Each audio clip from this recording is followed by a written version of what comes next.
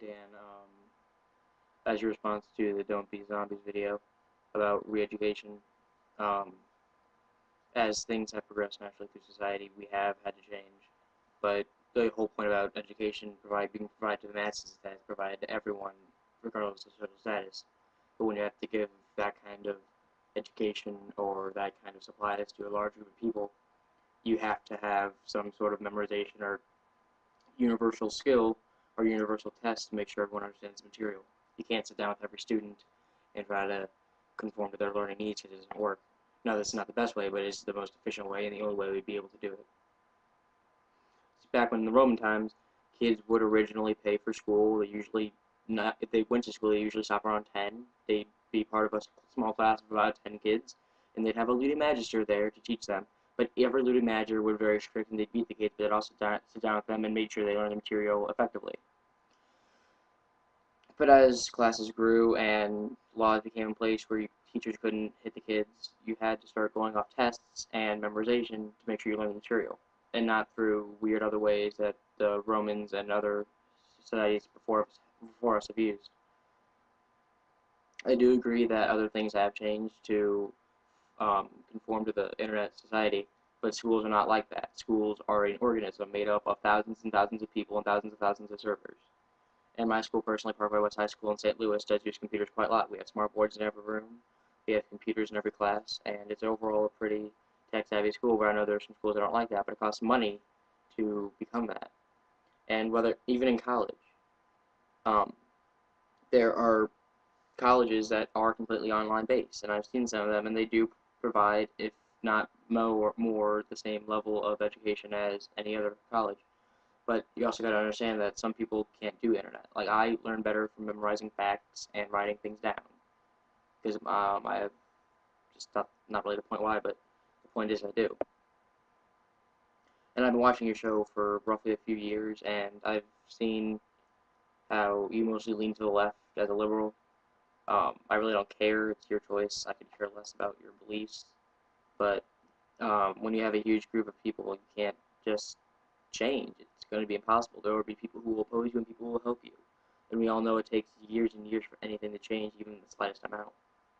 We've had people complaining about religion in school. We've had people complaining about prayer in school. People complaining about guns and weapons in school. And if you think you can change something like this, like a high school, college, just that quickly, it's not going to happen.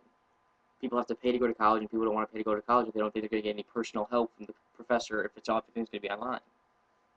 And also, like you said, if you're going to provide a lecture to 200 kids on a PowerPoint, I'm not really sure how you can go about doing that otherwise.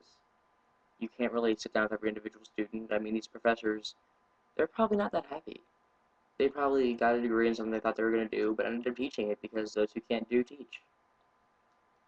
And I encourage you for this tribe you're doing, but also I think it's kind of a pipe dream. You have this idea, but you also you have this idea in your mind that everyone is like you. But there's always going to be that group of people who don't have the same integrity or ideas that you do and bring in the group. Because in someone's mind, socially, they think that they always have the best case scenario in mind. Everyone's going to work together and that's going to happen. But it never works that way. Because the best laid plans of mice and men often go awry. So naturally, this tribe in the perfect scenario would work out well and we would be able to form our own society within America.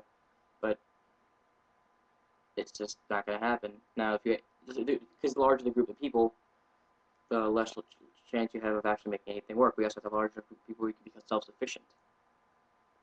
So, overall, I just wanted to respond to you, just trying to get my opinion out there. It probably doesn't matter compared to like the 1,000 other people who have posted video responses right now, but you know, it's a pretty strong issue to me as being a student in high school right now, and I'm very interested in politics, which is why I was attracted to your show in the first place, mainly because you showed me how to solve Rubik's Cube.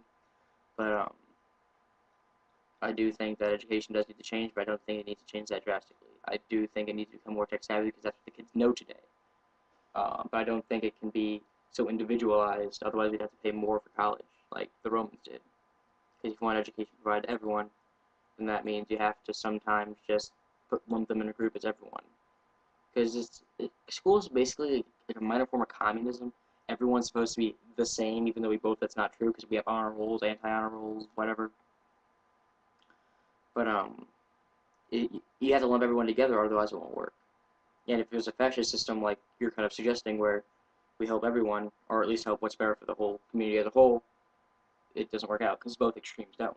But I do think we need to change, but we don't need that drastic a change. We don't need to change in how we do things. We need to change in the materials we use to do things. And one issue I think you were trying to put on is the economic state of schools. It doesn't really matter. I've seen teachers who have nothing but a pencil and paper, and they can inspire a kid beyond anything a teacher with a smart board and the latest technology could do. So we don't need more money. We don't need new teaching styles. We just need to adjust to what kids today learn. But we also can't be soft on them. We can't just be like, oh, you tried, you might as well just go sit in the corner. I mean, you can't do that because they won't learn anything that way.